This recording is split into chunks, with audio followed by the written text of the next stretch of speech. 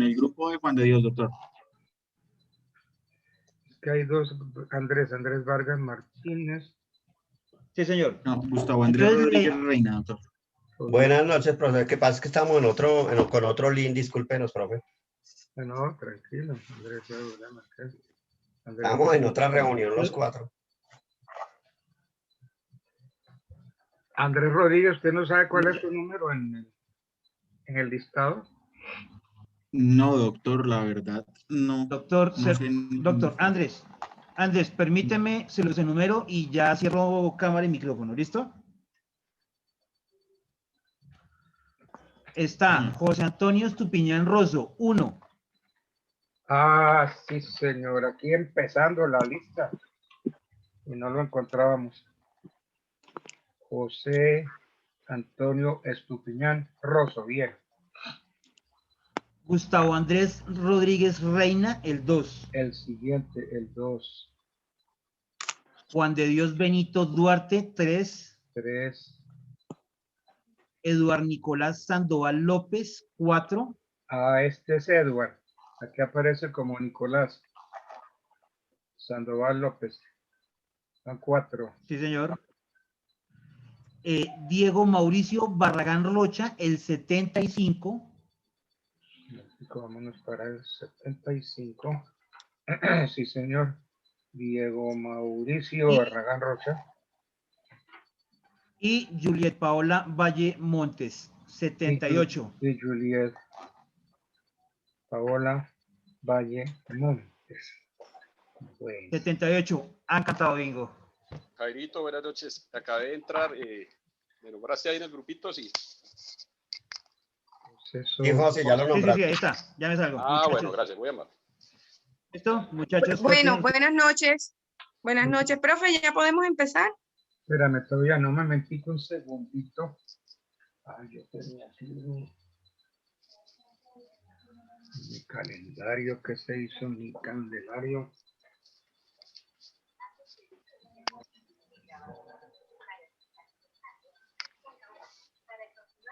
Bueno, entonces hoy es 2 de junio. 2 de junio, profe, sí, señor. Entonces, José Antonio Estupiñán, Gustavo Andrés Rodríguez Reina, Juan de Dios Benito, Nicolás Sandoval. 2 de junio, doctor. Pues van para junio 2. Y Bueno. Diego Barragán. Vamos a ver los otros.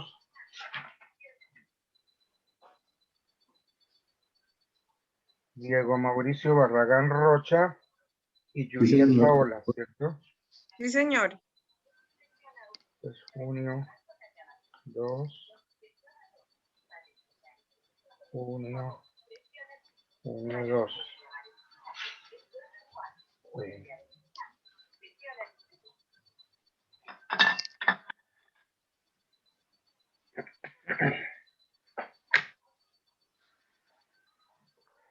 Bueno. Que este celular está vivo. Yo lo he matado 3 veces y está vivo todavía.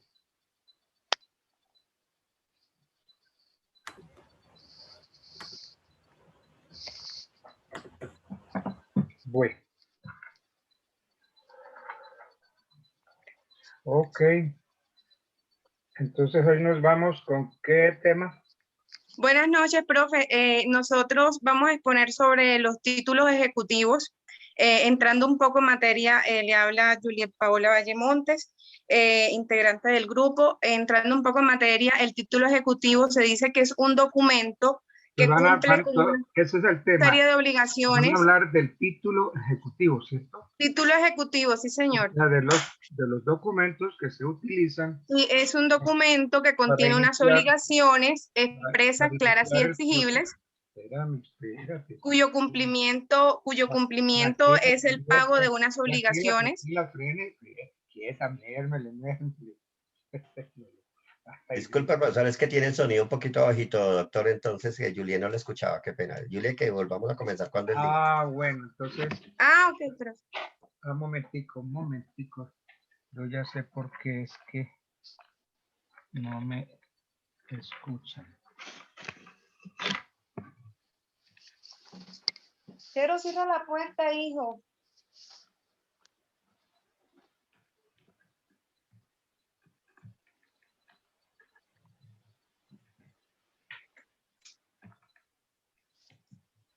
Bueno, entonces pongamos algunos. Pero, cierra la puerta. ¿Ahora sí me oyen? Sí, señor, Sí, profe, sí, perfectamente claro. señor. Ahora sí está mejor la cosa. Sí, señor. Bueno, entonces, proceso ejecutivo. Bueno, Proceso ejecutivo, profe, sí. Decimos que cuando hablamos de proceso ejecutivo, pues se dice que es un documento que contiene unas obligaciones expresas, claras y exigibles, pues cuyo cumplimiento es el cobro de unas obligaciones que ya se han pactado mediante documento. En ese sentido encontramos al acreedor y encontramos al deudor. El acreedor, pues, es la persona encargada de cumplir. acreedor, Juliano. Acreedor, no. El acreedor. Acreedor, sí, profe. Sí, el Sí, acreedor y sí, está Juliet, porque el estás en una audiencia, Juliet, y tienes un juez adelante. ¿Y qué va a pensar ese juez? ¿Un acreedor? Un Qué pena, acreedor. profe. No, Son los nervios, disculpe. no, es que aquí lavamos los trapos sucios. Sí, Bueno, profe, sí. Entonces, el el es acreedor. la persona, pues, al que el deudor le obliga, o sea, le tiene que pagar esa obligación que ya se ha pactado mediante documento. Y si no, pues, si esa persona no le paga, por ejemplo, está el Pepito, que es el deudor. Entonces, Pepito se compromete mediante un documento específico donde tiene características expresas, claras y exigibles, que Pepito tiene que pagarle a Pepita el monto de 200.000 pesos el día 20 de mayo del 2020 y resulta de que Pepito no le pagó a Pepita y mediante ese documento, cuando ya se haya vencido ese plazo que Pepito le tenía que pagar a Pepita, entonces Pepita puede hacer uso de ese documento para poder iniciar mediante un proceso ejecutivo ese cobro, profesor. Bueno. Le doy continuidad a mi compañero Juan de Dios. Espérate un momentico.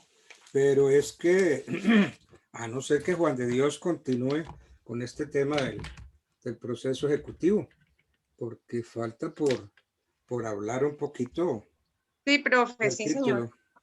Doctor, Bueno, profe, tenemos unas características. Doctor, perdón, Yuli. Doctor, una cosita, no es proceso ejecutivo, sino título ejecutivo. Bueno, el título ejecutivo. Documento y título ejecutivo. Doctor. Bueno, ok, entonces la obligación incorporada a ese documento, a ese título que va a servir para la ejecución, para el proceso ejecutivo, debe tener unos requisitos. Sí, señor, precisamente le iba a hablar de eso, doctor. Eso, porque Juliet... Estos son unos requisitos formales que la compañera Juliet, obviamente que ya terminaste con permiso, que debe contener el título, ¿no? Como el derecho que se incorpora, ¿no? La firma del creador, la orden incondicional de pagar una suma de dinero, el nombre del girado, o sea, del girado, la forma de vencimiento, la indicación, por ejemplo, de ser pagada a la orden o al portador. El instrumento, pues, que sirve como base de recaudo en el proceso ejecutivo se denomina el título. Y esto es que se define como... ¿Cuáles son los requisitos más importantes que debe reunir el título? Por eso le comentaba, profesor, que primero el derecho que se incorpora, ¿no? Las firmas, Bueno, ¿no? La orden, ¿no? La orden incondicional de pagar y la suma, los tiempos, ¿no? O sea, porque pues esto no se convierte, el documento no se convierte en título ejecutivo o para convertirse en proceso. Es como el documento que presenta la declaración de la voluntad para que ellos puedan, ahí sí, poner una demanda. Bueno, a ver, José Antonio Estupiñán, Andrés Rodríguez. Sí, doctor. ¿Ustedes qué opinan? Tres requisitos que no me han dicho. Profe, buenas noches. Profe, Doctor, yo el se nombre la del digo, girado, ¿es no. dar A o no ver. hacer? A ver, Juliet, ya tú hablaste, se te pasó el Ah, tiempo. Doctor, buenas noches. ah, Habla Juan de bueno, con Dios José, ya profe, quería habló, reportar. hay que darle José la Estupiñán. oportunidad a los demás. Con José Estupiñán, doctor. José Habla. Antonio Estupiñán, ok. A ver, doctor, pues primero, pues como ya lo dijo el compañero, el derecho que se incorpora está también la firma del creador y la orden incondicional de pagar una suma de dinero, el nombre del girador, No, la forma de vencimiento. usted está repitiendo lo mismo que dijo Juan de Dios. No me han dicho lo que yo quiero oír. Eduardo Profe, Nicolás. Y hay otro, doctor, que dice que la indicación no, al ser no. pagadera y a la orden del portador. No. A ver, Profe, yo Eduardo. se lo puedo decir. No, ya no, te pasó el momento. Eduardo Nicolás, es que yo tengo que preguntar a los demás compañeros. Nicolás, profe, los requisitos están establecidos en el artículo 422 del Código General del Proceso. Y pues en resumidas cuentas es que la obligación debe estar declarada de tal manera que se pague, que se pueda determinar con precisión en qué consiste. Como por ejemplo, esto que debe estar perfectamente determinada y especificada, lo que me acaba de decir, dígamelo como es. Doctor, la incorporación, la literalidad, formalidad. No, doctor, que debe ser una obligación expresa, clara, exigible. Es una obligación expresa. Vamos por parte. ¿Quién está hablando? ¿Nicolás? José Estupiñán, doctor. José Estupiñán. A usted ya le pasó el momento.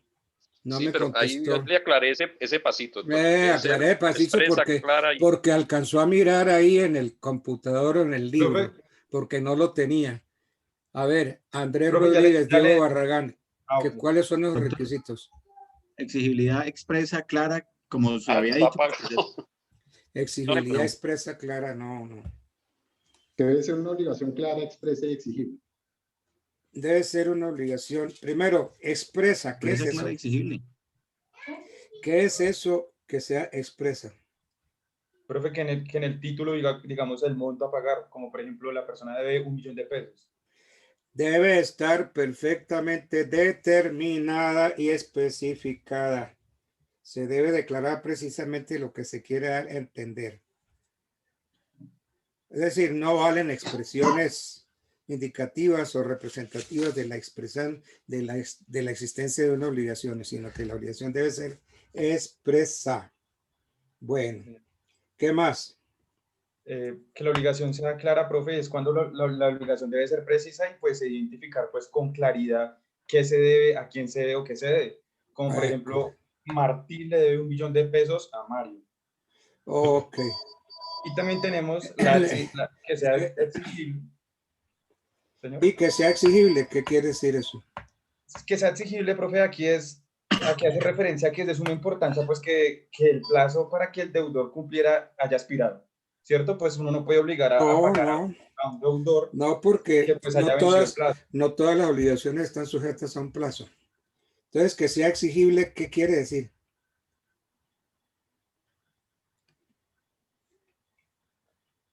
No den por cierto. Que tenga un plazo o un vencimiento la obligación.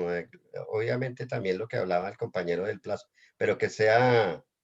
Que tenga un vencimiento la obligación. No, que la obligación sea pura y simple.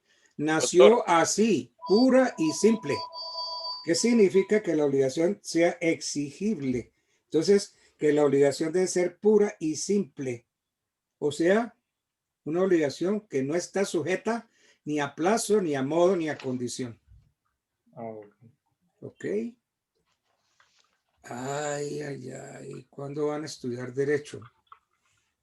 Dejen la memoria para otro día. Entonces, la obligación expresa, clara, exigible. Bueno. Bien, ¿qué más van a continuar con el título ejecutivo?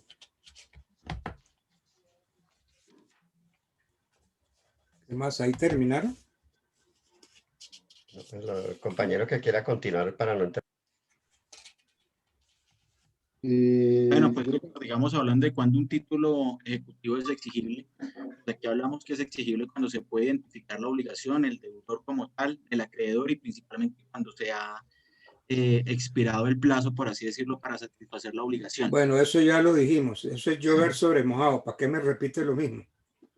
Bueno, Entonces, ¿qué es el título de recaudo ejecutivo? ¿Podemos hablar? ¿Puedo hablar?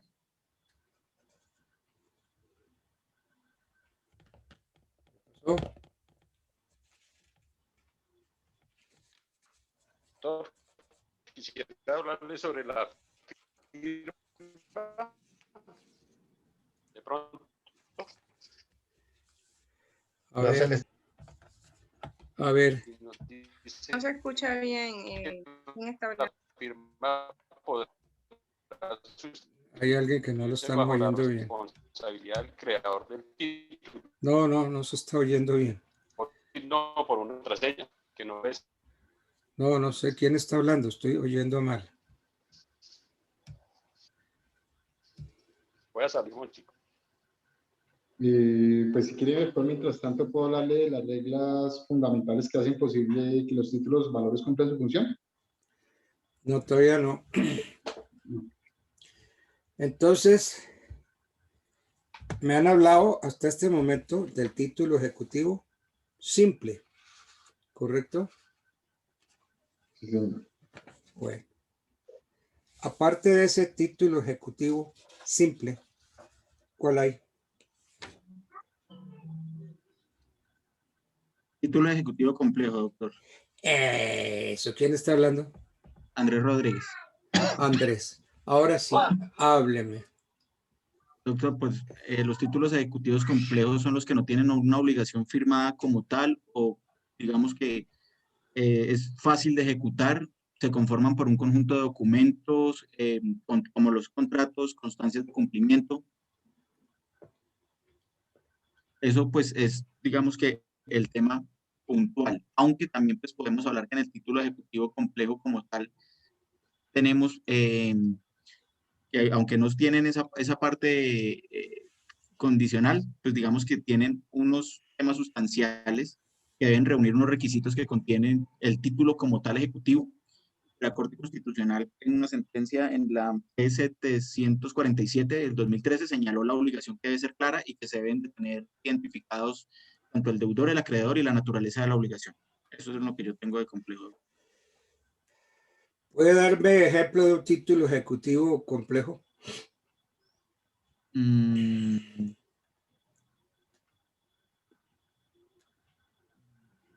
Como que,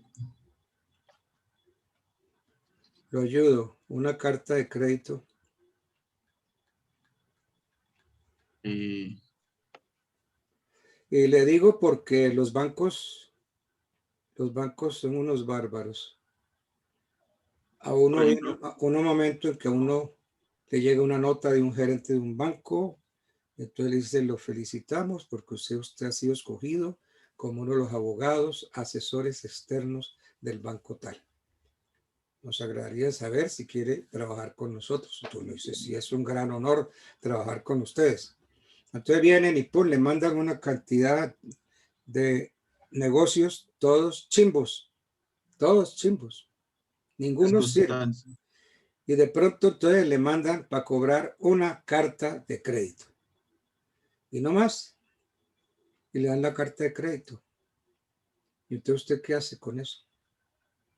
Es un título ejecutivo complejo. Lo que pasa es que los profesores no enseñan el título ejecutivo complejo y los alumnos menos no lo estudian. Entonces una carta de crédito, ¿cómo se cobra una carta de crédito? Es un título ejecutivo complejo.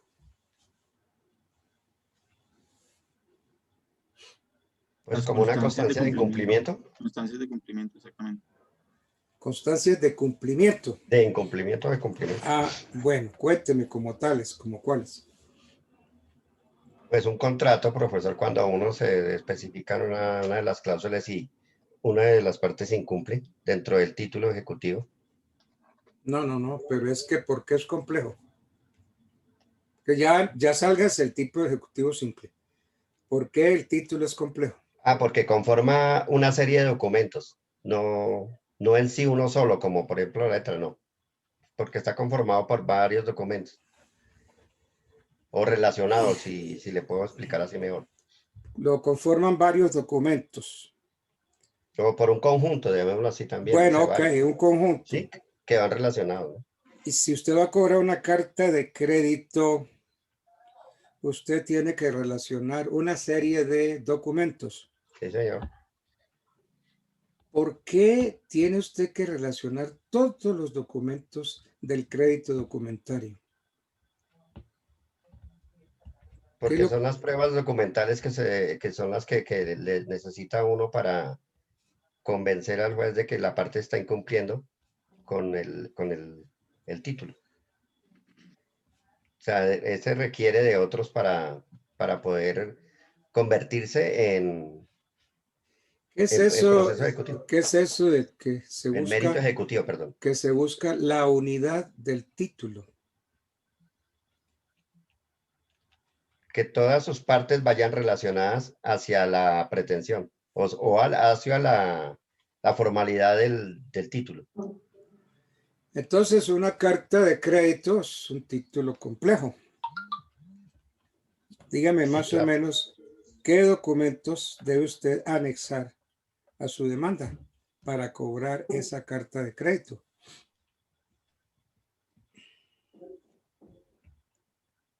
A ver, aquí intervengan todos, los ayudo. Yo soy fabricante y hago un montón de artículos con polietileno. Y resulta que yo compro mi polietileno a un fabricante en Italia. Entonces, ¿qué tengo yo que hacer para que me mande el polietileno? ¿A dónde voy primero? No, pero para cobrar es emitir una orden de pago, ¿sí o no? No, para cobrar no. Vamos a integrar el título. Ya. Hablamos de la unidad del título. ¿Ustedes vieron crédito documentario en la universidad? Porque si no lo vieron, no hay nada que hacer. No lo vieron. El La verdad crédito no. documentario. No, señor. Doctor, No, la no. verdad no. El fabricante que hace va a su banco. Oiga, Banco de Bogotá, Banco de Occidente. Yo soy fabricante. Necesito una carta de crédito sobre el exterior, porque tengo mi vendedor de materia prima, vive en Italia. Entonces, ¿qué hace el banco suyo? Conseguir una sucursal en Italia de otro banco para que me ayude a hacer esa cosa. Exactamente. ¿Y ese banco cómo se va a llamar? Banco corresponsal. Entonces, ese banco contacta al fabricante y le dice, mi amigo, hay un comprador en Colombia que necesita esto y esto y esto en tal cantidad y esto y esto y esto y esto. ¿Usted puede hacer eso? Entonces el fabricante dice, sí, lo puedo hacer. Entonces, ¿qué viene? Una cosa que se llama Bill of Lading, o sea, un conocimiento de embarque. Entonces el vendedor viene y deposita toda esa mercancía en un barco. Entonces hay un conocimiento de embarque. Ese barco llega a Buenaventura o llega a Santa Marta o a Cartagena. Y allí tiene que estar un funcionario pendiente de el huacal donde viene esa mercancía. Y entonces ya se levanta un acta. Ese funcionario tiene un nombre lo más de lindo.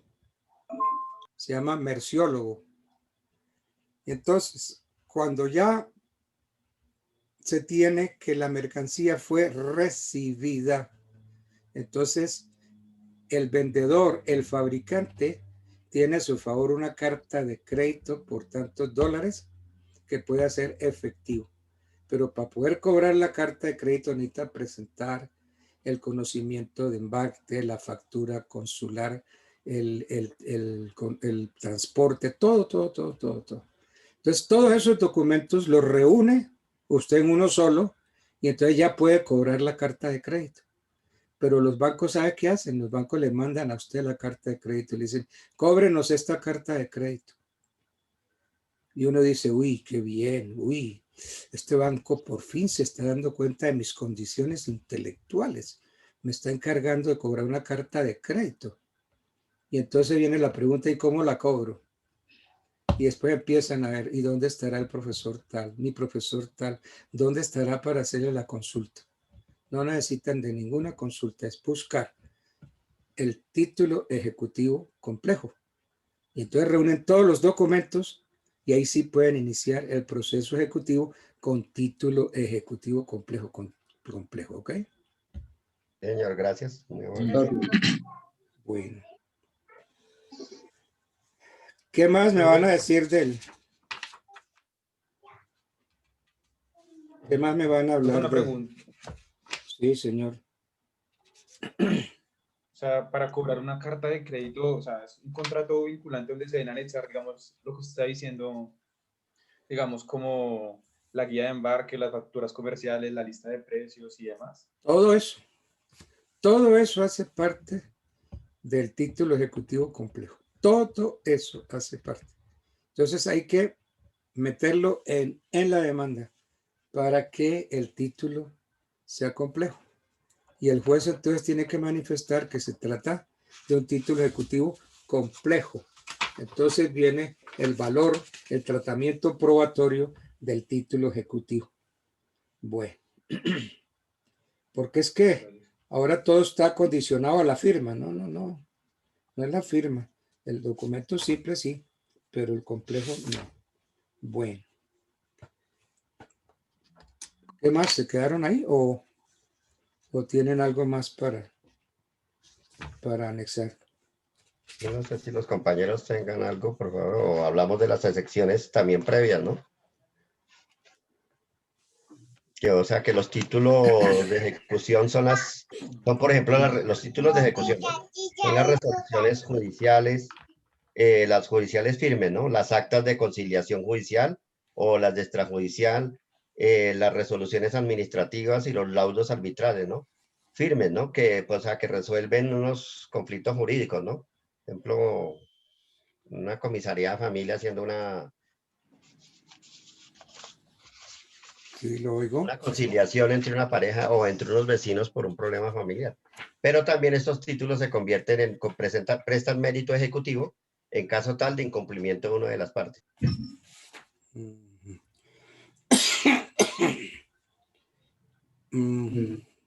Pues si quiere continuamos como en el orden que digamos, doctor, para ir tocando el tema más adelante, no sé si Pero usted quiere poner. me gustaría que tocaron el tema de las excepciones. Entonces, ¿cómo se formulan las excepciones?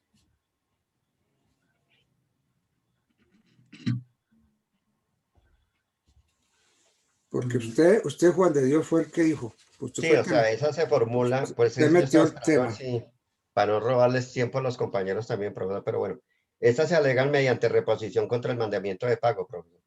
Por ejemplo, esto es un caso que de pronto pues no tengo la experticia como usted la tiene, pero sí lo puedo poner a colación, ¿no?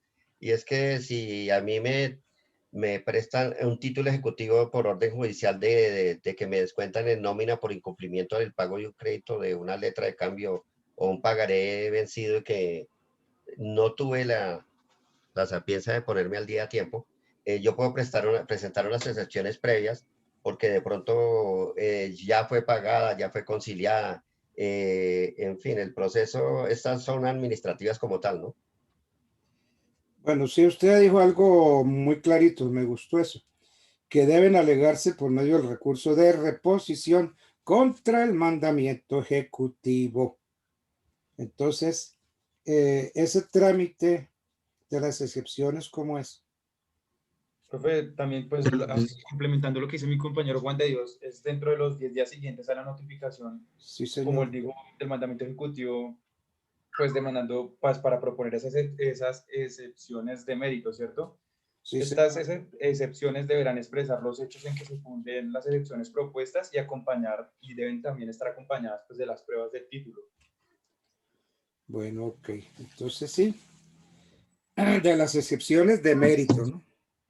De mérito, propuestas por el ejecutado, se le corre traslado al ejecutante por 10 días para que se pronuncie sobre ellas y pida pruebas.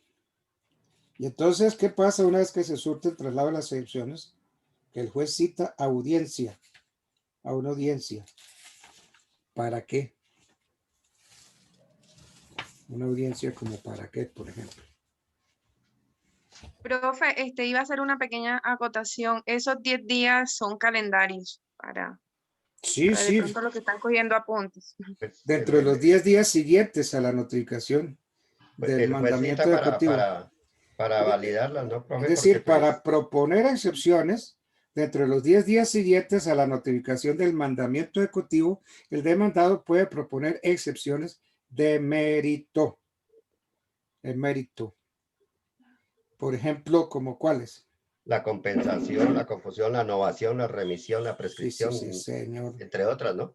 Sí, señor. Compensación, confusión, novación, prescripción, transacción. Muy bien. Bueno. Bueno.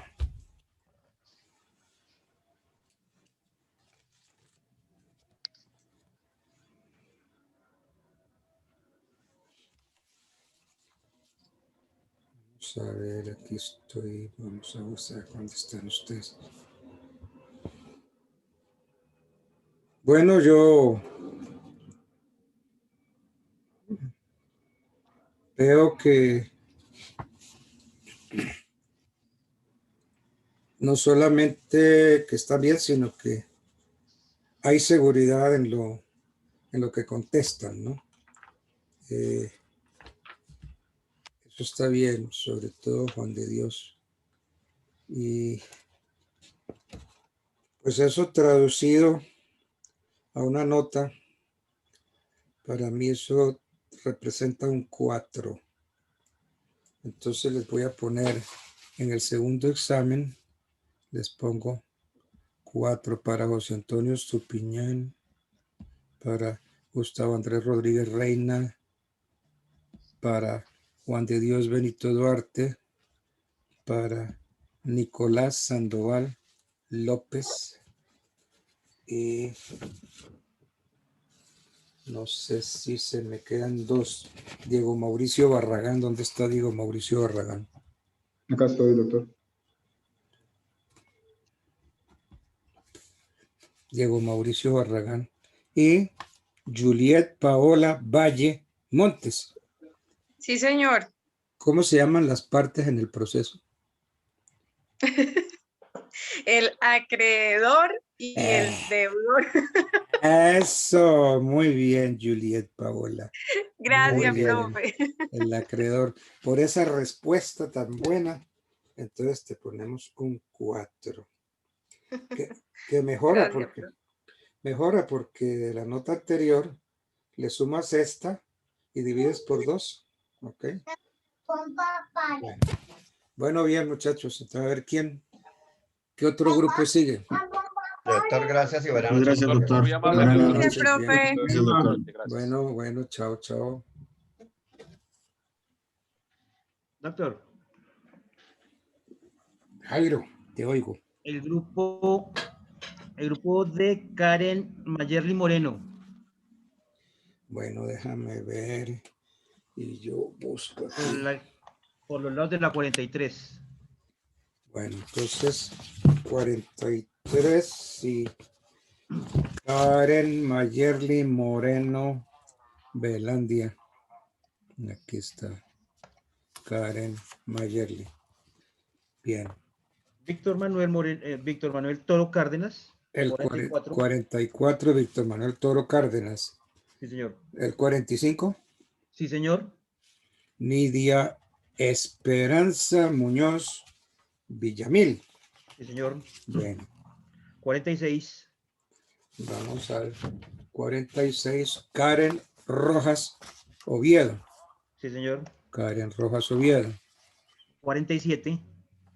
Joan Alejandro Rendón Tolentino. Sí, señor. 48. 48. Daniel Felipe García Manrique. Sí, señor. Y 49, Mauricio Ruiz Bastidas. Y 49, Mauricio Ruiz Bastidas. Entonces aquí tenemos 1, 2, 3, 4. 4 y 3, 7, ¿cierto? Sí, señor, es correcto. Bueno, entonces como dicen los españoles, que se pongan. Los quiero ver. ¿Cierto, Jairo? Sí, señor. Arquino el Soberbio. No, doctor. Oiga, usted sí me matriculó ahí. voy a estudiar un poquito a ese rey. Como que era una caca de rey, ¿no? Pero voy a mirar Un poquitico. un poquito. Pero la nomás. historia en sí es hermosa, doctor. Sí, no conozco, le confieso que sí, pues alguna vez toqué lo del rey Tarquino y que le llamaban el Soberbio, pero de él no. Voy a mirar en la historia, voy a buscarme a Tarquino el Soberbio. Sí, señor. Bueno, ¿y dónde están nuestros Sí, ya rajados? van apareciendo en orden de Orden de llegada. Johan, sí, señor. Ahí ya van apareciendo. Espérenme a ver.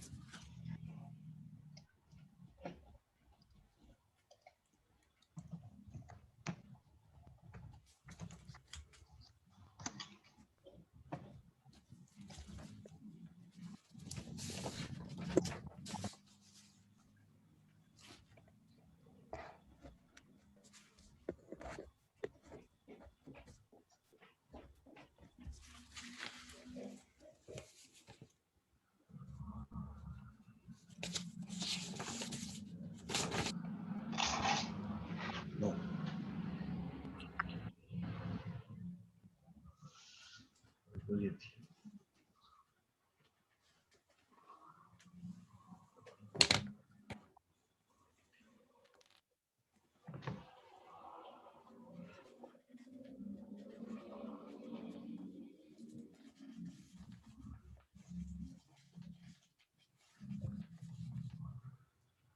Johan, mi hermano, buenas tardes.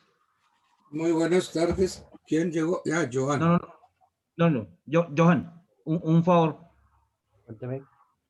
¿Será que tú le puedes mandar el mensaje a tus compañeros para que ingresen? Que no me están contestando. Listo, ya les digo. Listo, gracias, mi hermano. Buenas noches, Jairo. Ahí ya van apareciendo. Buenas noches, compañeros. Buenas noches, profe. No Muy sé si buenas nos alcanza a saber, noches. profesor. ¿Cómo vamos? Bien, profe. Si nos alcanza a saber para corroborar como tal la participación de todos. Bueno, entonces yo tengo aquí a Karen Mayerly Moreno, Víctor Manuel Toro Cárdenas, Nidia Esperanza Muñoz Villamil. Tengo a Karen Rojas Oviedo, Joan Alejandro Rendón Tolentino, Daniel Felipe García Manrique, Mauricio Ruiz Bastidas. No tengo más para este grupo. Ok. Entonces, Joan Alejandro Rendón sí es uno de los que está ahí. Daniel Felipe también. Karen Mayerly. ¿Dónde está Karen Mayerly? Karen Mayerly Moreno Velandia. Profe, aquí estoy. Noto la cara en sombras. Puedes iluminar un poco la cara porque es que la tienes en sombra. En cambio, la otra Karen sí está blanquita ahí, con sus gafitas y todo. A ver, Karen, te quiero ver la cara. Profe, por ahí estoy. Estás muy bien, pero estás oscura. Porque Karen... Entonces ya me conecté desde el celular, profe. Karen Rojas está clarita. A ver, ¿quién más está aquí? ¿Dónde está Víctor Manuel? Víctor Manuel Toro Cárdenas, sí está bien aquí. Laura García, no, ella sí no. Bueno. Bueno, entonces, 1, 2, 3, 4, 5, 6, 7. 1, Mauricio Ruiz también, no, yo no me acuerdo de haber mencionado a Sí, Mauricio. doctor Mauricio Ruiz Bastidas, doc. Buenas noches. Ah, sí, señor, Mauricio Ruiz Bastidas, sí, señor, que está ahí al lado de Joan Rendón. De Karen la oscura. Karen la siniestra. Karen la oculta. Karen, póngase un bombillito para darle la cara. No, pero ¿yo qué hago? ¿Y por qué no puede aparecer como los Disculpa. otros, bien claritos? Ay, profe, el computador. No, póngase aunque sea una vela adelante. Alúmbrese con, Voy alúmbrese a con ir vela. a conectarme desde el teléfono y ya me voy a conectar. Nidia Esperanza Muñoz Villamil. Muy buenas tardes, profe. ¿Me escuchan? Buenas noches, sí, te oigo muy bien. Bueno, Ah. ok. Entonces, ¿ustedes de qué me quieren hablar? Bueno, profesor, entonces el tema que nos correspondió son los de las técnicas modernas de las pruebas en los documentos. Y para hablar antes de eso, pues es necesario conocer como los antecedentes normativos y jurisprudenciales, ya que la validez y el reconocimiento de jurídico han sido otorgados en el sistema normativo colombiano al documento electrónico. Se ha evidenciado de manera paulatina y cautelosa a partir de la ley 527 de 1999, donde se le otorga el pleno reconocimiento de los mensajes de datos en el siguiente contexto, que se negarán los efectos jurídicos de la validez o fuerza obligatoria a todo tipo de información o por la sola razón de que esté en la forma de mensajes o datos. Y de igual manera, el reconocimiento jurídico se menciona para el caso del legislador realizando un reconocimiento probatorio claro y expreso, expedito, mediante el cual se reconoce la admisibilidad y la fuerza probatoria. Se había derogado, bueno, los mensajes de datos, solo por el hecho anterior, la norma fue demandada por medio de la acción pública en constitucionalidad con posterioridad declarada inexequible mediante la sentencia C-662 de 2000, con fundamento a la siguiente: la ley que establece los mensajes de datos se deben considerar como medios de prueba, equiparando los mensajes de datos con los otros medios de prueba, originalmente escritos en papel. Eso es de la Corte Suprema, de la sentencia 662 de 2000. Muy bien. Entonces, ¿qué más me quiere hablar de la prueba? De sus documentos.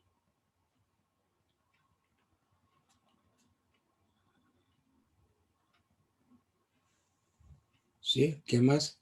Tienen los micrófonos cerrados. Bueno, profe, pues yo voy a hablar como tal de la prueba. ¿Me escucha? Sí. Sí, pero entonces quiero ver. ¿Sí me ve? Sí. Un momentico. Daniel Felipe García. Espérate. ¿Dónde es que los tengo yo aquí aquí los tengo? Entonces, ¿quién habló ahorita? Daniel Felipe García, Manrique. No, sí, señor. Víctor. Ahorita bueno, habló Víctor, sí. Víctor. Fue Víctor. El que empezó fue Víctor Manuel Toro. Sí, señor. Víctor Manuel Toro. Víctor Manuel Toro Cárdenas. Sí. Bueno, ok. Bien, ¿quién sigue? Doctor, sigo yo, Karen Rojas. Karen Rojas Oviedo. Oviedo, sí, señor. Karen, porque la vecina tuya es Karen Mayerly. Sí, señor. Karen Rojas Oviedo, bien, Karen. Ay, hoy ahí sí le veo la carita a Karen Mayerly. Ahora sí ya no está tan tiniebla, ya no está tan oscura. Bueno, Karen, la oigo. Bueno, doctor, pues voy a hablar respecto a la ley 527 de 1999, en la cual se establecieron unos parámetros de valoración probatorio que han de aplicarse para la valoración de la fuerza probatoria de los mensajes de datos a los que se refiere esta ley. Se tendrán en cuenta las reglas de la sana crítica y demás criterios reconocidos legalmente para la apreciación de las pruebas. Por consiguiente, habrá de tenerse en cuenta la confiabilidad en la forma en la que se haya generado, archivado o comunicado el mensaje, la confiabilidad en la forma en que se haya conservado la integridad de la información y la forma en la que se identifique a su iniciador y cualquier otro factor pertinente.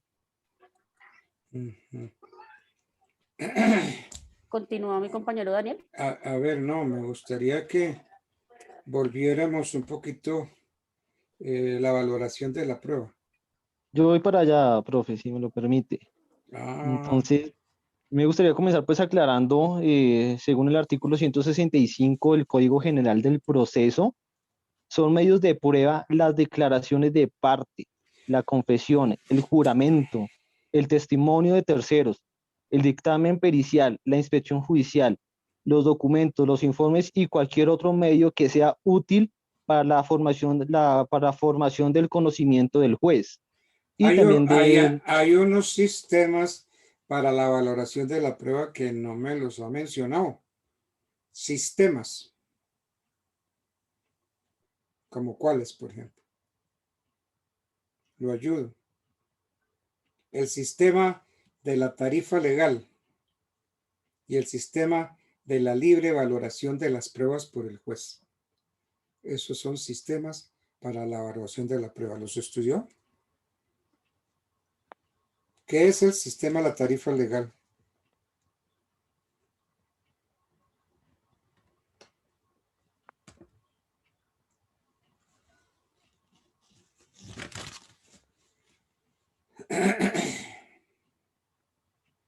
A ver, el juez puede y debe libremente valorar las pruebas, pregunto. Sí, señor. Y entonces, ¿cómo se llama ese sistema? La sana crítica. No, señor. Libre valoración, libre convicción. ¿Y cuál es el sistema de la tarifa legal? Es un sistema de valoración sí. que el juez como que impone en mérito a la ley, en virtud de ella, a la ley. Sí, mire, ese sistema, la tarifa legal, le permite a las partes saber de antemano cuál es el valor que se le debe dar a las pruebas que se aportan o que se practican al proceso. Entonces, si la prueba va como prueba sumaria o si la prueba va como plena prueba. Sí, profe, ese también permite el establecimiento de la revisión de las restricciones de la actuación probatoria del juez frente a la prueba que se está presentando. Eso. Y que taxativamente pues se sepa que debe cumplir con los elementos para hacer una prueba. O sea, significa que todo, para que yo lo presente como una prueba, tiene que ser legal, tiene que ser medible, tiene que ser verificable y tiene que cumplir con las normas para presentarse como una prueba. Bueno. Y comprobable también. Entonces tenemos...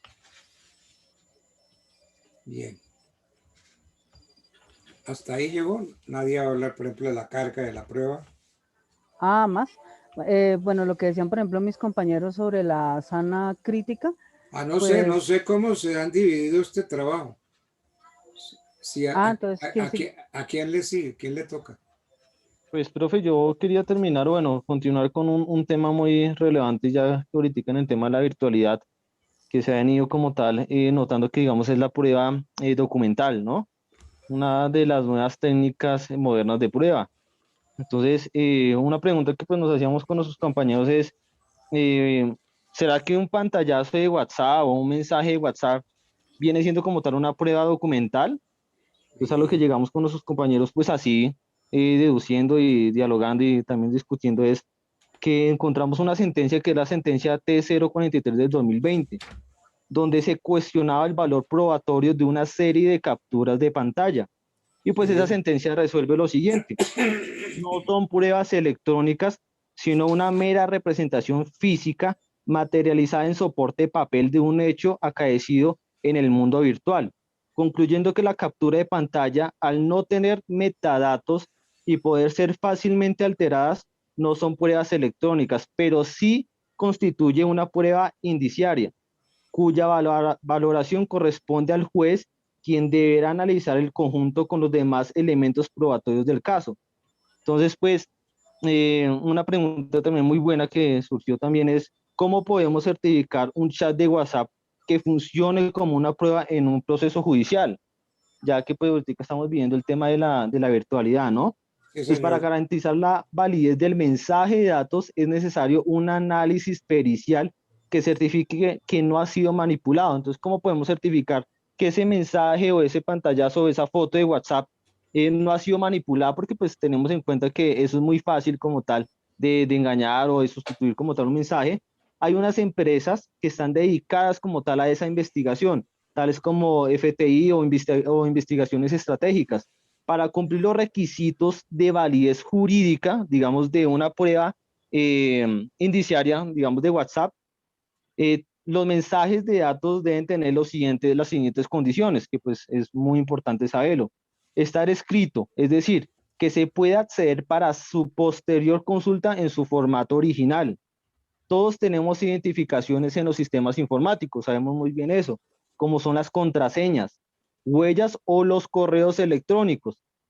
Esto es nuestra huella digital en el ámbito como tal virtual.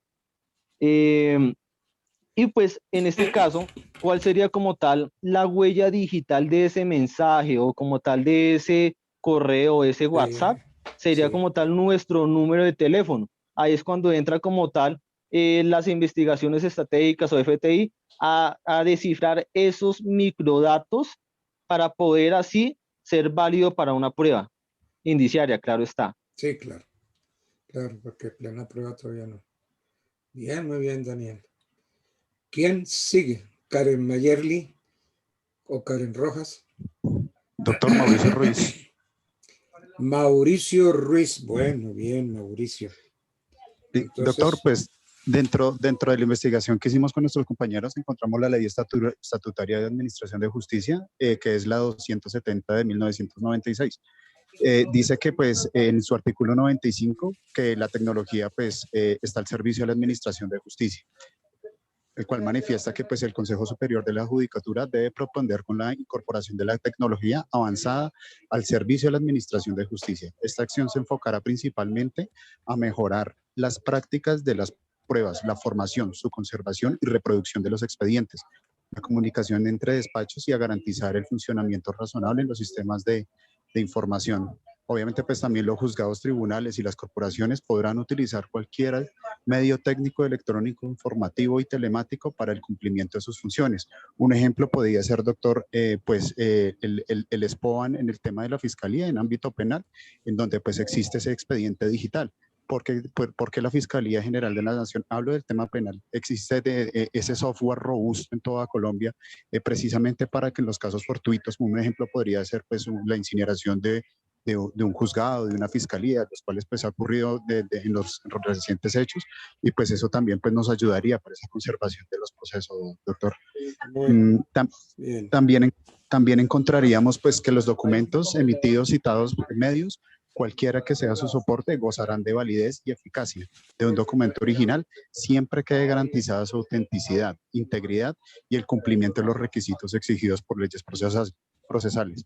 Los procesos que transmiten un soporte informático garantizarán la identificación y el ejercicio de la función jurisdiccional por el órgano que ejerce, tal como la confidencialidad, la privacidad y la seguridad en los datos de carácter en los que ellos tengan. Entonces, estas entidades pues deben garantizar ese cuidado muy meticuloso, sobre todo pues con la reserva sumaria dentro de esos procesos y de una protección pues en caso de pronto de alguna duplicidad o alguna alteración dentro de ese proceso.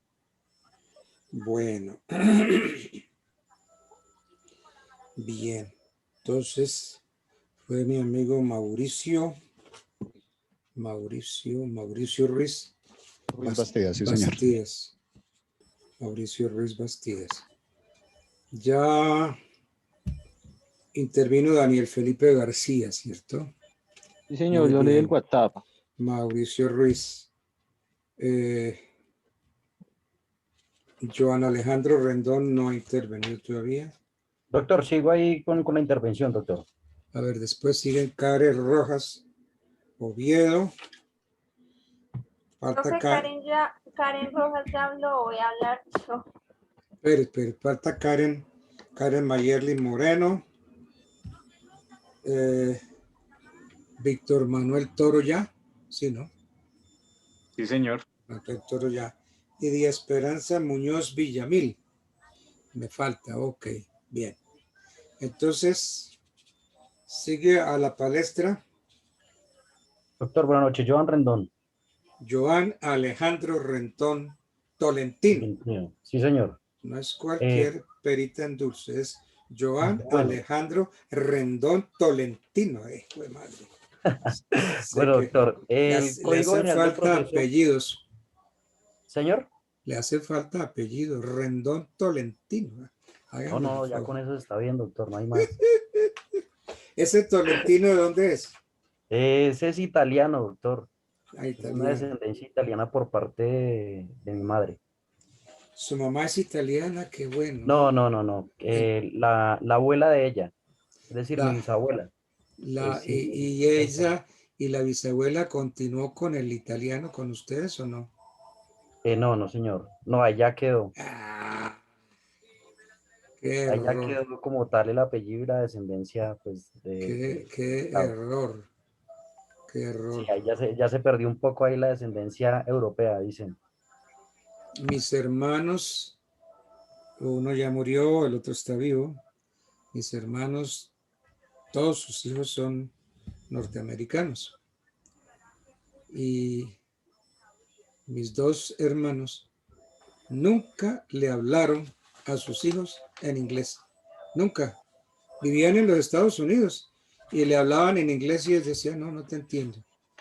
Pero ¿cómo que no me entiendes, papá? Pero tú hablas un lindo inglés. No, yo no entiendo nada. Me tienes que hablar en castellano. Y así los obligó. Y entonces estos son 4 profesionales que trabajan ahora en su profesión y les ha servido enormemente ser bilingües. De modo que tal usted, Rendón Tolentino, parlando italiano. No, ahí se perdió eso, doctor, no. Ma che parla italiano con me. Io parlo italiano, ma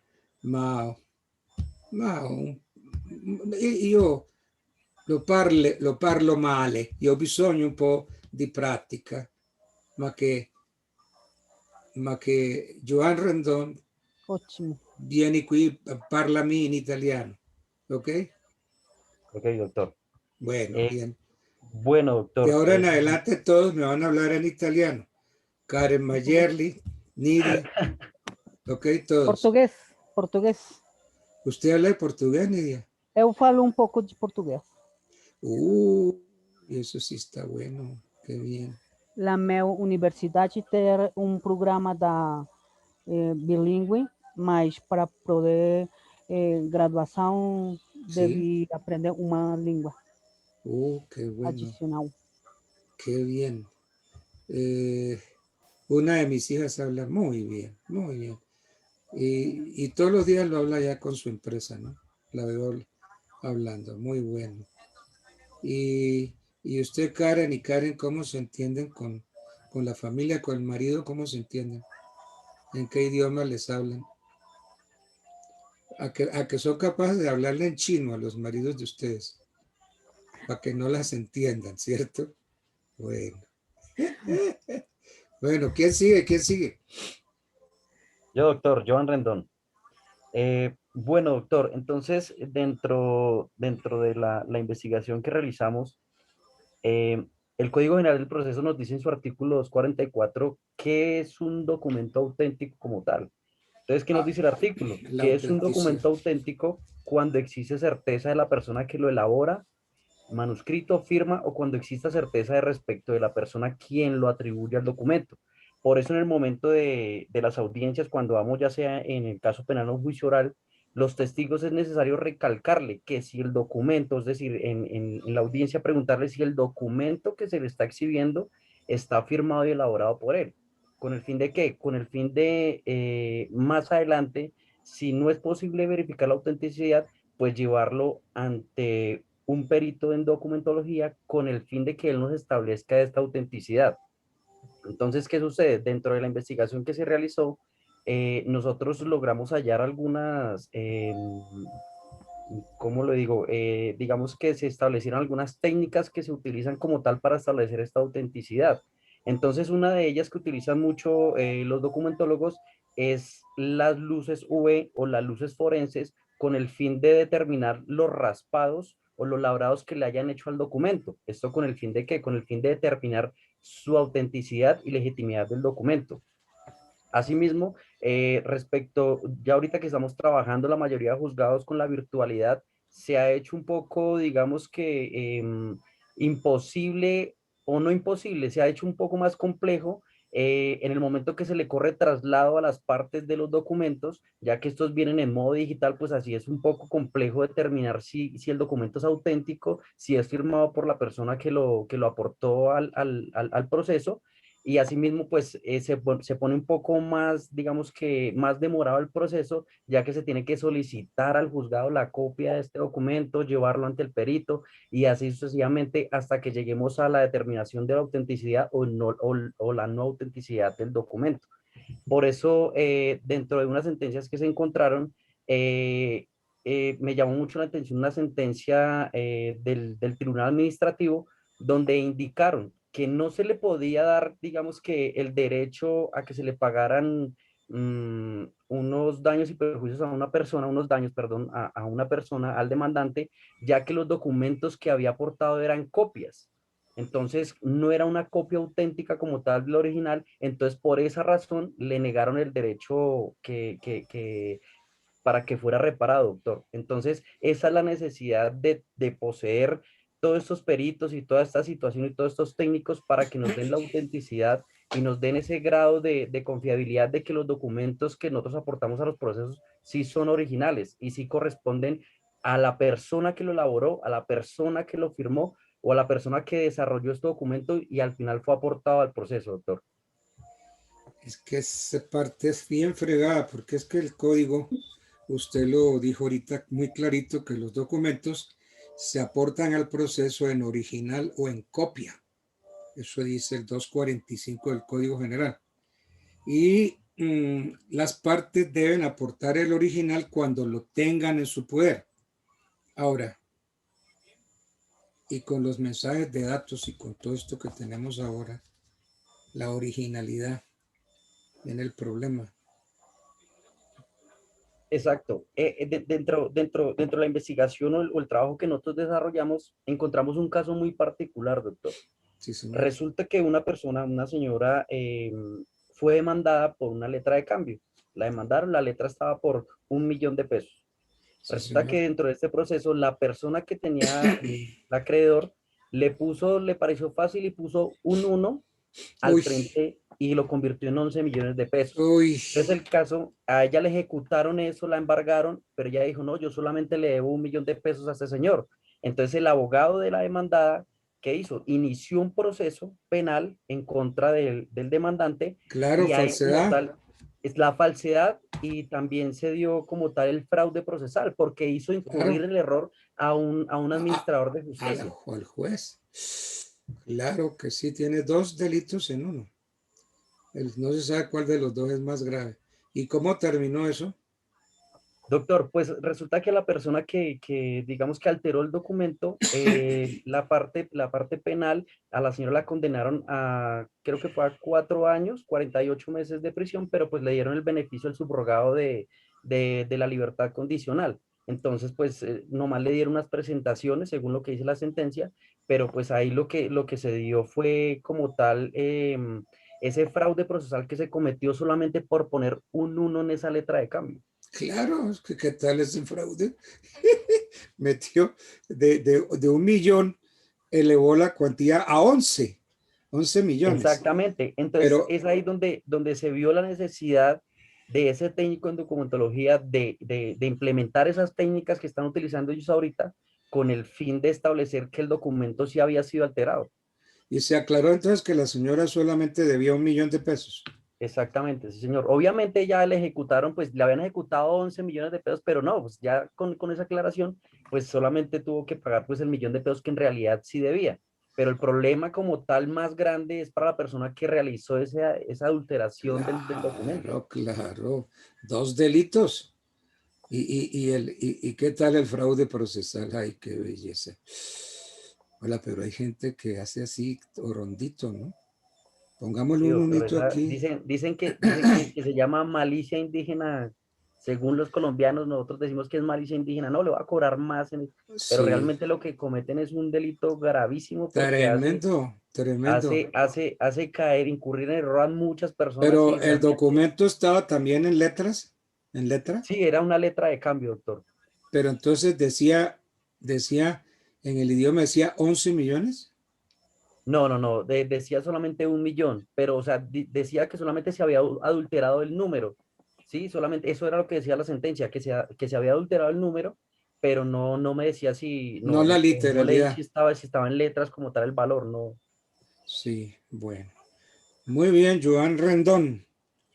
¿Quién sigue? Me muero de ganas de oír a las Karen. ¿Cuál de las dos Karen? ¿La morena o la rubia? ¿La Hola, blanquita? profe. ¿La blanquita o la oscurita? ¿Quién va a hablar? ¿Karen Mayerly? Moreno. Señor. Bueno, ole por esa, bien.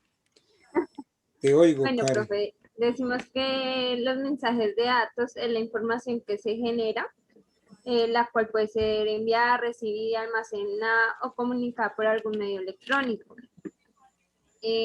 También se puede decir que son similares, como pudieran ser entre el intercambio electrónico de datos. Sí.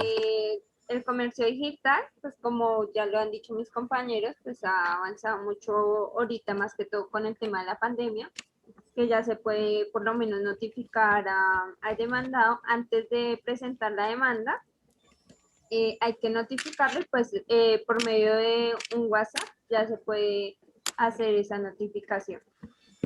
Perdón, ¿quién se metió en la cucharada? Porque me aparece, en mi computador me aparece Google Chrome, Word, Explorador, Zoom, TeamViewer. A ustedes los Profe, veo.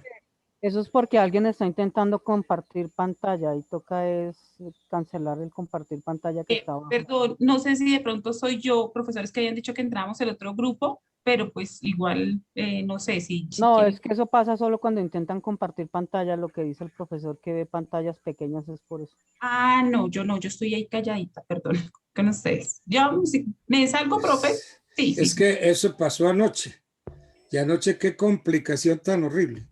Porque Sí. entonces anoche desaparecieron todos. Ah, no, profe, yo estoy aquí calladita, pues yo vi que no era mi grupo, entonces me quedé callada, pero pues. Bueno, ¿y qué hacemos Yo muy buena la. ¿qué Pues profe, hacemos para sacar eso? ¿Qué? dele abajo en compartir pantalla, donde está un botón verde, su merced le da clic a la esquina y como usted es el que está de administrador, pues dice que no deja compartir pantalla. A ver, abajo que tengo. Abajo hay una línea que dice desactivar audio, detener video, participante, chat, compartir pantalla. Entonces su merced le da en el botón ese verde, le da al lado derecho. Es que no veo el botón verde.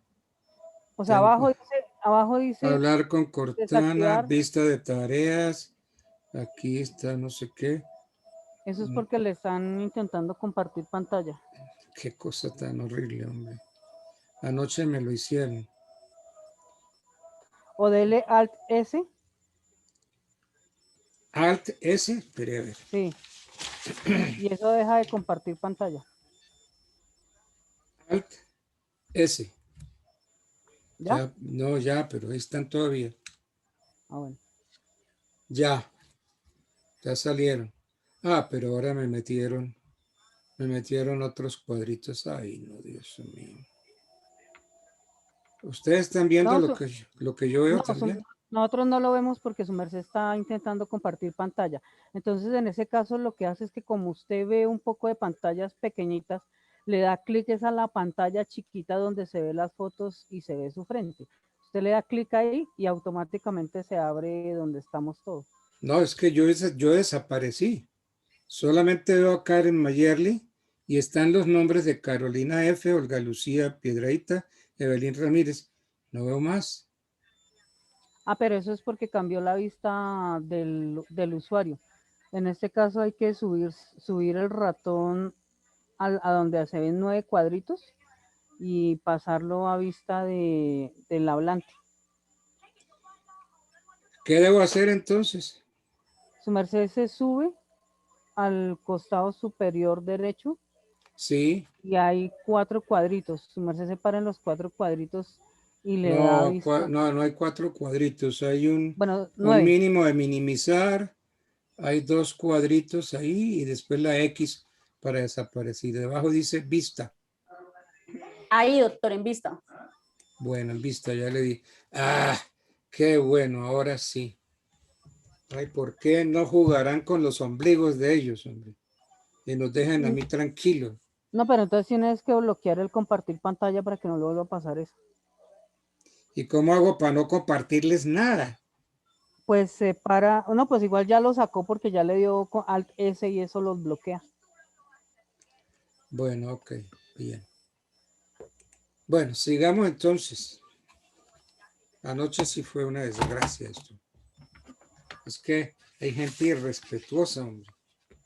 ¿Y qué ganan con compartir pantalla? Pues... ¿La necesitan para algo más o qué? ¿Quién sigue, compañeros? Bueno. Mayerly. Entonces, ¿quién viene? ¿Karen Mayerly? ¿O cuál? ¿Quién sigue? Profe, pues como yo le estaba hablando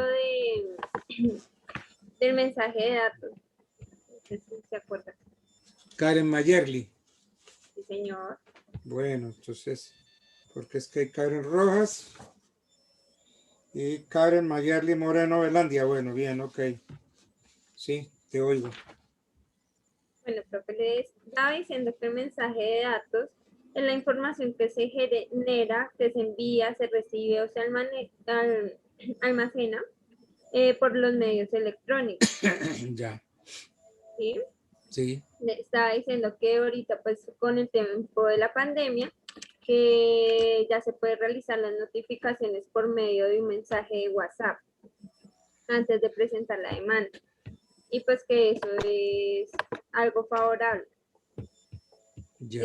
También decimos que el correo electrónico es un medio de prueba en el cual el proceso es civil, asumido y tiene la legalidad, donde cumplen las pruebas la cadena de custodia, como lo está diciendo Johan. Pues tiene que tener un ciclo de que no esté modificada o este tipo de cosas. Bien. Nidia Esperanza Muñoz. Profe, digamos que dentro de las herramientas que se han utilizado actualmente de la rama judicial, una de las más importantes que se está implementando ahorita es la página para servidores. Oiga, ¿usted tiene un gatico? Sí. Ay, qué belleza. Sí, Negrito. Negrito. Sí, es que como todavía es bebé, le gusta el canto. Está cachorrito, está bebé. Y por eso se tenía que mover cuando no se tenía que mover. Qué lindo, ¿no? Sí está bien. Ahí está buscando el calorcito de la mamá, vea. Sí, de la mamá pato. Ahí se le acomodó muy bien. ¿Cuánto tiene el gatito? Un mesecito. Ay, no, está pero hecho un bebé. Lindo. ¿Y duerme con usted? A veces. Sí. Amanezco con un negro. Eso. ¿Y a esa edad ronronean o no? No, todavía llora como bebé. Ah, llora como bebé. Y succiona, a veces coge la ropa y la succiona. Ah, tan lindo. Está muy chiquitín. Pero entonces hay que tener cuidado de no ahogarlo, ¿no? Cuando duerma con usted, no se le... Tiene que ponerle... O a veces duerme con el otro gato también. Ya. Tiene entonces un gato adulto. Sí, uno adulto y este que es bebé. Son dos gatos. La gatica, la mamá, no. No son ni siquiera parientes, sino Ah, bueno. que ¿Y cómo lo trata el gato grande? ¿Lo trata bien? lo ¿O le- quiere harto, lo consiente bastante, lo baña bastante. Bueno, muy bien. Ok, Bueno, Nidia, sigamos. Bueno, en cuanto al portal de servidores judiciales, digamos que ha sido una herramienta que implementaron para mantener la información de todos los procesos judiciales que se hacen. Significa que por más lejano que esté el juzgado, ellos no pueden decir que no tienen los modos de informar, porque pues así sea el municipio más lejano, en toda parte de Colombia en este momento ya hay internet. El problema cuál es, que los jueces como tal y el personal que trabaja con estos juzgados se ponga al día en el conocimiento de las herramientas tecnológicas, que digamos que eso es la parte más difícil, pues porque por lo general los jueces son personas que ya son de edad y pues que arranquen a ver tecnologías nuevas siempre es bastante complicado. Oh, eso es tenaz para uno. Y les ha Terrible. tocado adaptarse, claro. Y digamos que la adaptación ha sido el proceso más fuerte en frente a esto y ahorita con la pandemia, digamos que tuvieron que reforzar bastante este proceso de manejo del portal y pues han tenido que adaptarse o adaptarse a las nuevas tecnologías, ¿no? ¿Cuál es la cuestión que tiene este portal? Pues que tiene varios roles. Uno importante es el rol que tienen los juzgados como tal, que ellos les permite tener documentos con firmas electrónicas, que digamos que las firmas electrónicas es muy importante porque para que cuando sale el documento ya tiene que ir con su firma como tal. Tiene que tener un adecuado control de la documentación, porque a pesar de que son documentos electrónicos, se debe cumplir con la norma nacional de documentación y manejo de archivo, lo que maneja el Archivo Nacional, y por ende pues los documentos no se pueden perder porque ellos tienen una cadena de custodia y una vida útil de cada documento. Entonces no se pueden perder esos documentos y la parte electrónica ayuda a que esos documentos se puedan preservar y cuidar mucho más fácil. Adicional, pues digamos que si yo como usuario voy a utilizar este sistema es muy fácil de usar pues para el usuario que no conoce ciertas partes del proceso pues, de la página como tal. Le permite revisar la información en tiempo real, le permite verificar dónde van sus procesos también en tiempo real y digamos que eso ha sido también uno de los beneficios de la sistematización porque ayuda a reducir también tiempos, ¿sí? No es como antes que si usted tenía que erradicar un documento se demoraba un tiempo, en dar Sí. respuesta se demoraban otros tiempos, o sea, ya prácticamente todos los procesos se dan en automático, entonces es muy fácil la manera como ya uno puede adquirir y hacer uso de la información. Bueno. No, me quedo estudiando Derecho, escribiendo libros y dedicado a mis clases. Porque ya Tocas que no lo deje compartir pantalla, profe, para que no le sigan bloqueando el usuario. No. ¿Alguien quiere compartir pantalla para decirle que no? ¿Ahorita? No. Ok, esos que están ahí de vagos, ¿por qué no juegan con los ombligos de ellos, hombre? ¿Ah? Bueno. Es que están proactivos. Bueno, bien, Nidia, perfecto. ¿Quién me falta por exponer? A ver, aquí. Karen Rojas, Oviedo. Doctor, yo ya intervine. Yo hablé respecto a la ley 527 de 1999, que establece unos parámetros de valoración probatoria. A ver, ¿Pero lo repito? Sí, Lo repito. recuérdame eso.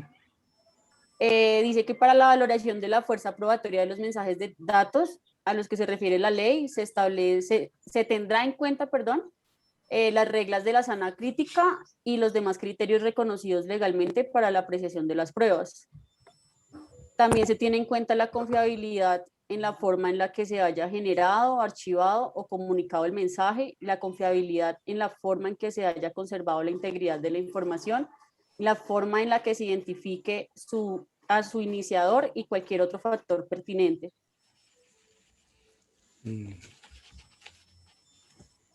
¿Hasta ahí? Sí, sí, señor, esa fue mi intervención, si no, la hice como de segunda, si no estoy mal. Pero fue muy, ¿qué le ¿Muy dijera corta? yo? Sí, muy cortica, muy tacaña en la exposición. Una exposición muy cortica. Pero bueno. Bueno, entonces creo que ya pasaron todos, me parece. Entonces, déjenme ver cómo estamos.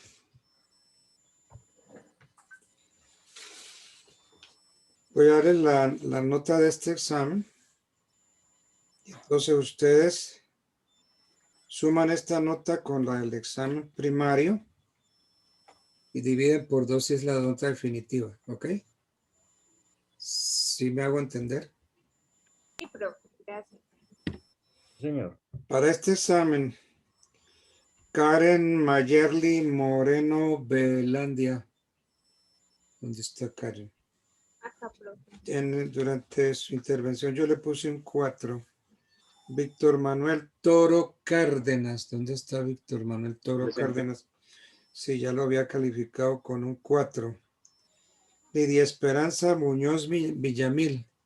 La del peluche, la del gatico, ¿cierto? Bueno, a ella le puse 4,5, pero no por el peluche. Karen Rojas Oviedo, 4. Joan Alejandro Rendón Tolentino, 4,5.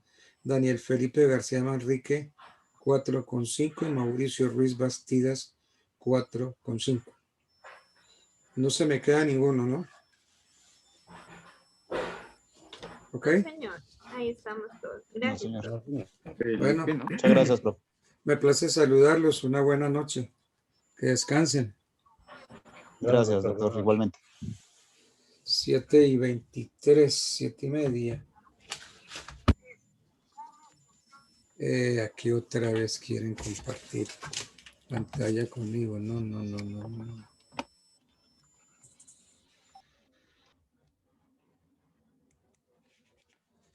Bueno. ¿Qué grupito sigue ahora?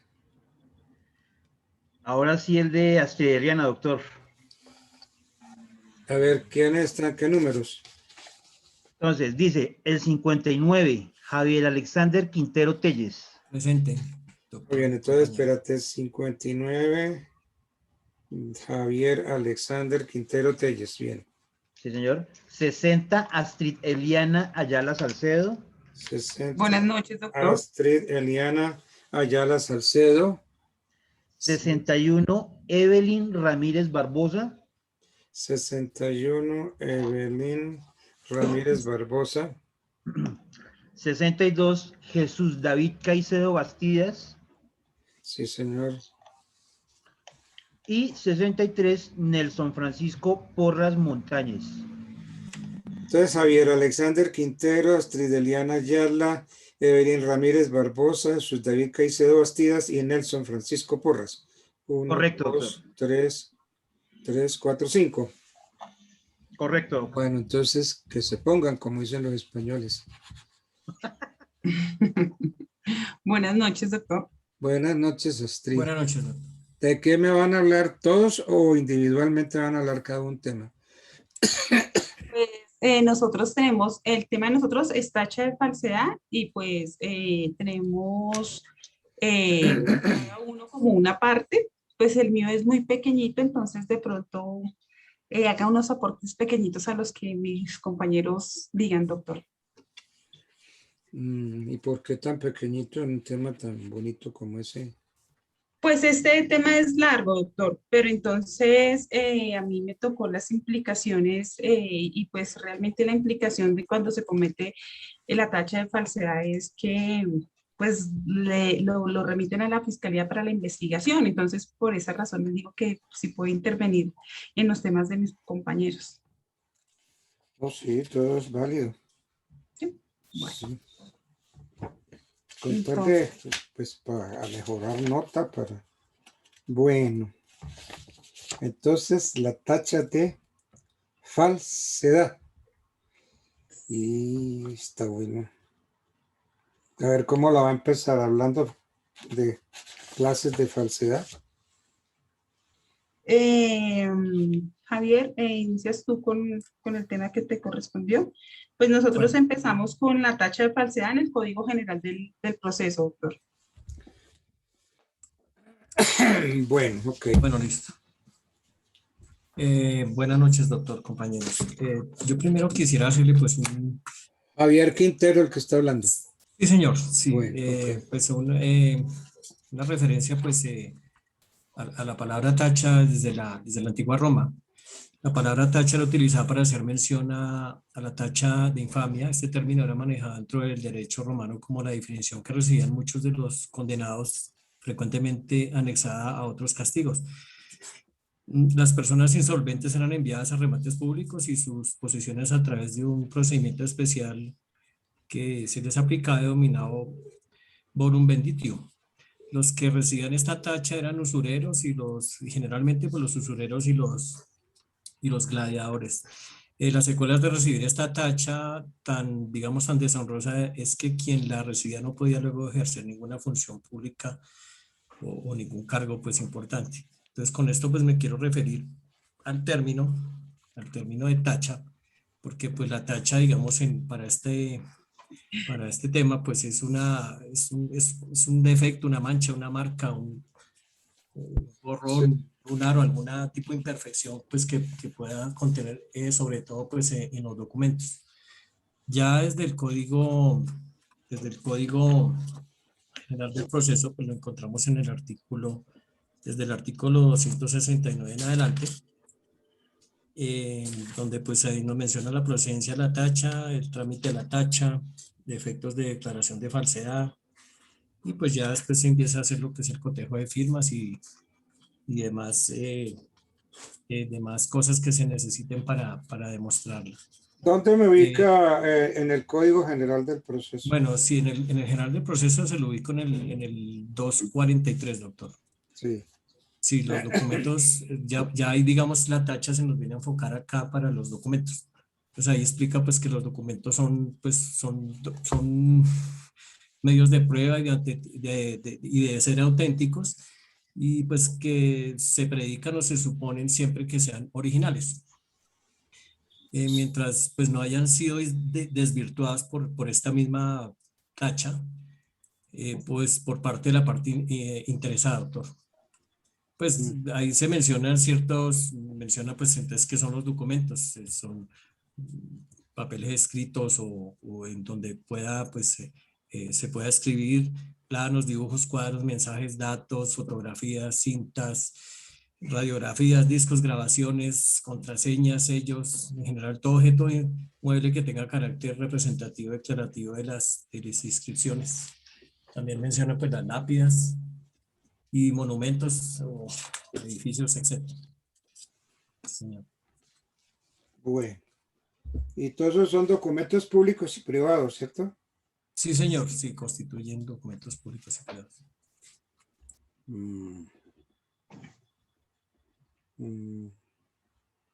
Bueno. Es decir, usted se refirió a la tacha, pero en términos generales, ¿cierto? Sí, señor. Sí, señor, abarcando todo el tema de la tacha. Pues es una figura jurídica de falsedad. O sea, dentro del contexto legal, pues la tacha representa el instrumento procesal por medio del cual se le quita validez a ciertos documentos que tengan algún tipo de imperfección. Estos documentos, como mencionaba usted, públicos o privados, pues deben ser o que estén, digamos, aparezcan tachas o palabras o expresiones que lo invaliden, digamos. Una raya inutiliza, digamos, un documento. Aquí también pues me refería al artículo 712 del Código de Comercio. Dice que el cheque solo puede ser expedido en formularios impresos de cheques o chequeras y a cargo de un banco. Sí. El título que en forma de cheque se expida en contravisión a este artículo no podrá tener efectos de valor. O sea, pues a veces un cheque con alguna, así sea una rayita, cualquier cosa ya digamos, o sea, lo tomo como ejemplo, doctor. Sí, sí, sí, claro. Para el claro. caso, doctor. Para ilustrar, sí. Sí, señor. Bueno. ¿Quién sigue? Doctor, aparte de, bueno, de lo que dice mi compañero, también está como tacha los testimonios que aportan, o sea, como prueba que se hayan aportado dentro de un proceso. Para que me parece que le hizo falta de pronto esa partecita a mi compañero. Sí, gracias, compañero. Bueno, Nelson. Buenas noches, doctor. Buenas noches, ¿cómo vamos? Bien, doctor, qué pena haber ingresado un poco tarde a la reunión, es que por motivos laborales estaba aquí corriendo. Sí, bueno, doctor. ¿Usted con quién trabaja? Con la fiscalía, doctor. Sí, ¿están saliendo tarde? Desde tarde y a veces nos tienen en vía pública con el tema este del orden público y la situación que se está presentando, entonces están colocándonos a trabajar un poco más de lo normal, pero bueno, eso es entendible, ¿no? Sí. Sí. Bueno, doctor, con relación al tema que nos corresponde, con lo que es lo de la tacha, yo estuve investigando con relación a cuando se presenta esto en audiencia o se presenta dentro de algún proceso, quiénes son las personas idóneas que tienen que asesorar como tal al juez en su momento para que él tome una decisión, ¿no? Sí. Que son los peritos, ¿cierto? Sí, señor.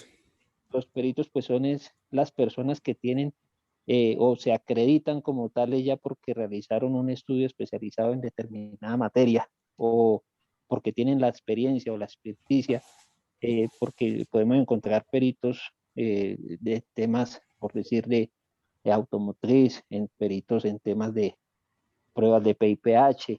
Bueno, hay cualquier infinidad de temas de arte inclusive, y pues muchas veces se tiene inclusive en cuenta la experiencia o el tiempo que esta persona esté adelantando este tipo de labor que pueda dar un concepto o rendir un informe que sirva para que el juez tome la decisión dentro de un proceso.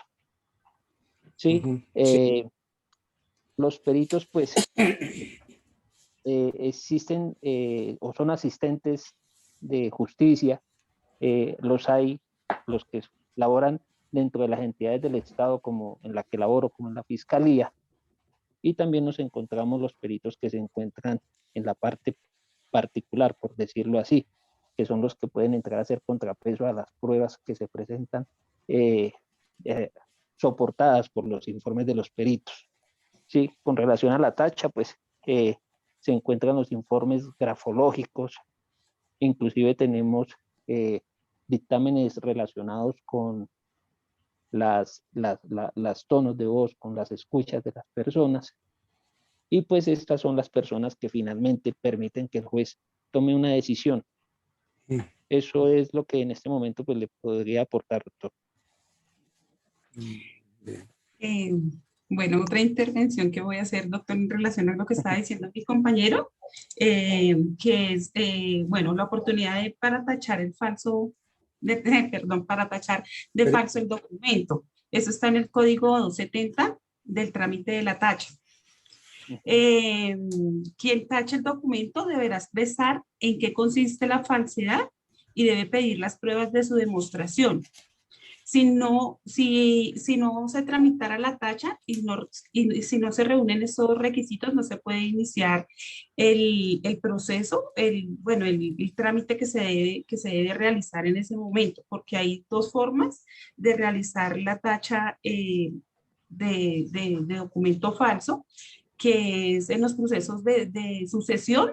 La tacha deberá tramitarse y resolverse como un incidente.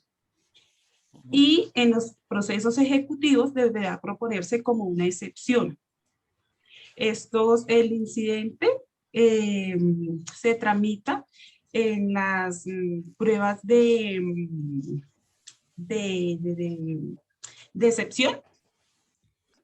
En el trámite de las excepciones. Sí, en excepciones previas. Y Sí. las otras en excepciones de mérito. ¿De mérito o de fondo?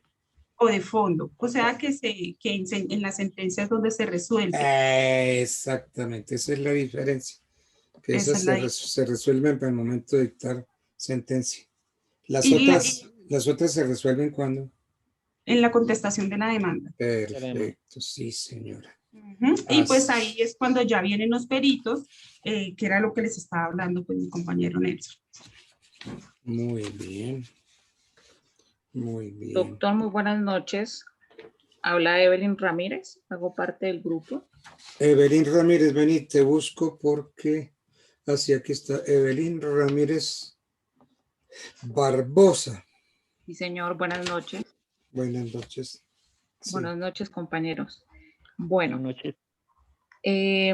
la tacha de falsedad no es un trámite abierto para cualquier documento incorporado al proceso, razón por la cual el criterio del juez era fundamental para precisar la incumbencia del documento frente al asunto sometido a debate.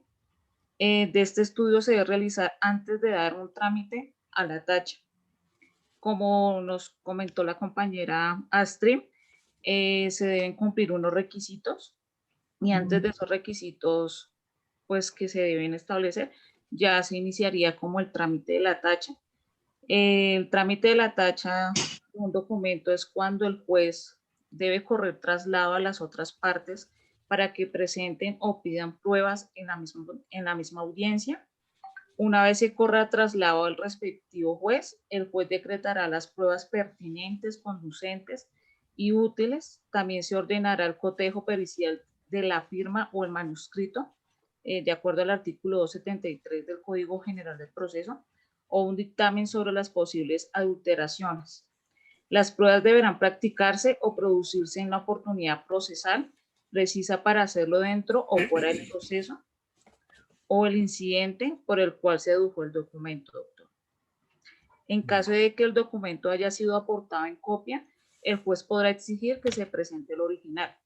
El juez ordenará a expensas del impugnante la reproducción del documento por fotografía o otro medio similar, reproducción que quedará bajo custodia del juez. Bien. Gracias, doctor. A usted, Evelyn. ¿Quién viene, Jesús David Caicedo o Nelson Francisco Porras? Doctor, yo ya intervine, Nelson Francisco Porras. Sigue Jesús. Óptico Nelson Francisco Porras. ¿Usted me quiere recordar de qué trató?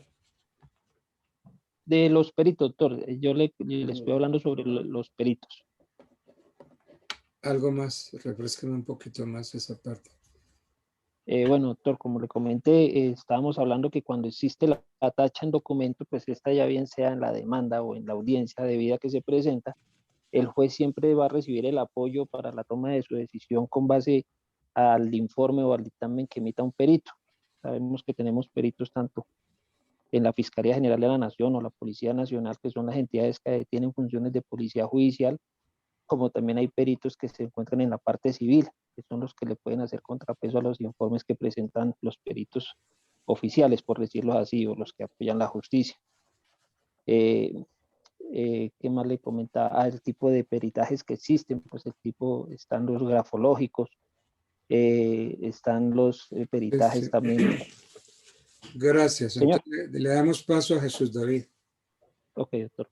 Bueno, gracias, Nelson. Gracias. Don Jesús David Caicedo Bastidas. Todo oídos. ¿De qué va a tratar? Les voy a hablar sobre la finalidad de la tacha. Pues finalmente también les voy a complementar algo sobre la carga probatoria que la debe pues ejercer la persona que tacha el documento o dice que ese documento es falso, ¿sí? o no es válido. Y pues los tipos de falsedad documental que contempla pues el Código Penal. Bueno. Pues si bien la tacha es una cuestión probatoria que tiene por finalidad cuestionar de efectos formales de los instrumentos presentados, y no la nulidad o la falsedad de los actos contenidos en los mismos, lo que pues deben hacer valer en la vía de acción. Y pues de ser fundada la tacha del documento afectado perderá la eficacia probatoria. Sin embargo, no es la única forma para que ocurra ello, o pues para que ocurra esto dependerá del examen de la totalidad de las pruebas y de la libre valoración del juez.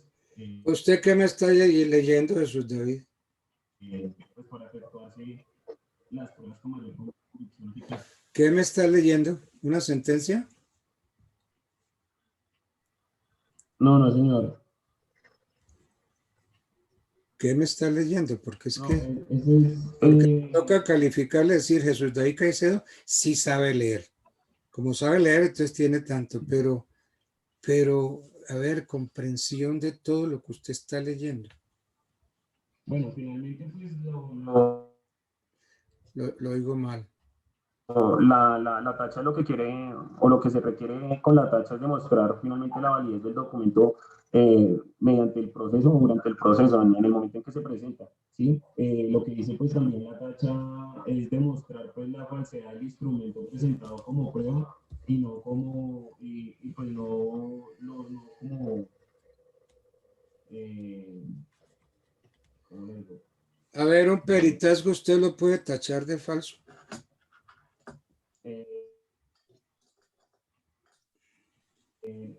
¿Sí? Un peritazgo puede tacharlo. A ver, les cae mucha intervención. Un peritazgo, Jesús, puede tacharlo de falso. ¿Y como qué tipo de falsedad? Bueno, ahí pues falsean documentos públicos, oficiales o mercantiles, que son lo que dice el Código Penal. Sí. Código Penal, y pues sí se podría tachar como falso. El peritaje no se podría tachar como falso, perdón. ¿El perito no puede obrar como testigo? El perito podría obrar como testigo, sí, señor.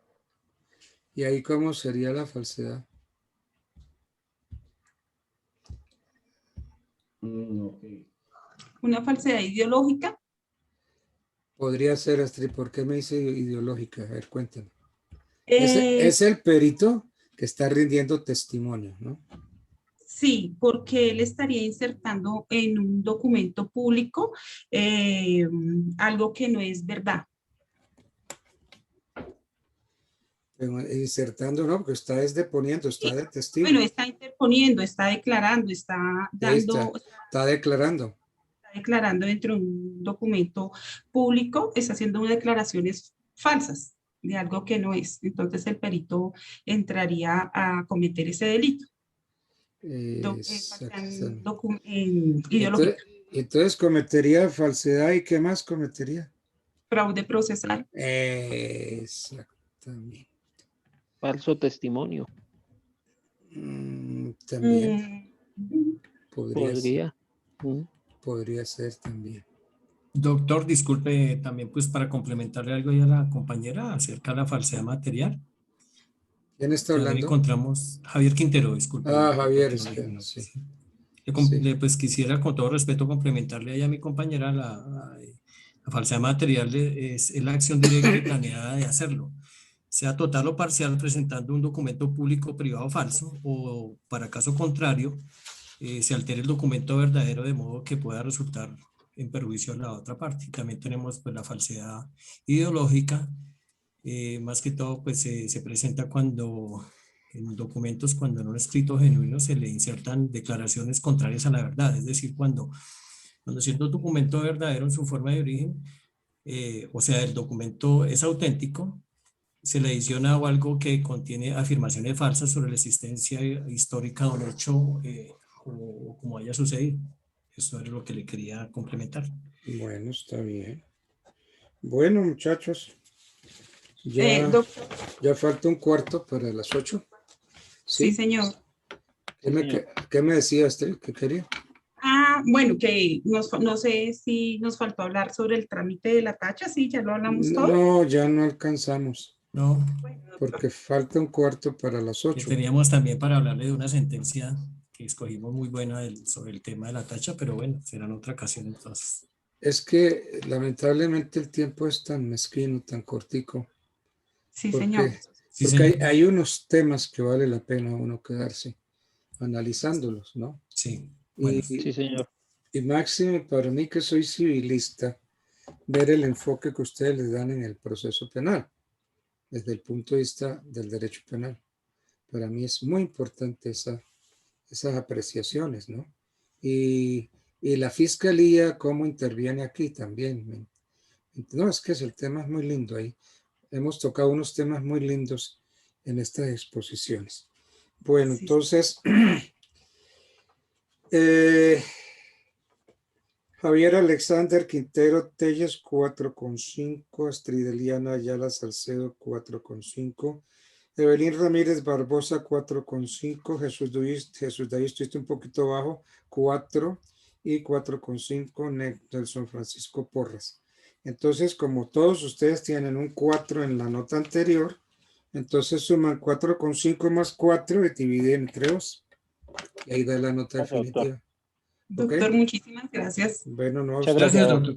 Gracias, Bueno, doctor, muy amable. Entonces, me place saludarlos y yo creo que entonces podemos cerrar la clase hoy. Bueno, sí, señor. Jairo, muchas gracias. Entonces, mañana con la ayuda de Dios, yo creo que mañana sí terminamos, ¿cierto? Yo pensaría que sí, Doc. Vamos a ver cuántos nos faltan. No siempre faltan varios. Sí. 2, 3, 4, 5. Uy, pucha, tocaría correr mucho, doctor. Sí. Bueno, hoy es miércoles. Oye, miércoles, yo pensaría que el viernes, doctor, terminaría de atender eso. Sí, entre jueves y viernes. Sí, señor. Sí, mañana es jueves y viernes. Bueno, una buena noche, muchachos. Igualmente, doctor, que descanse. Gracias por su participación. Igualmente. Gracias. Chao. Bueno, doctor.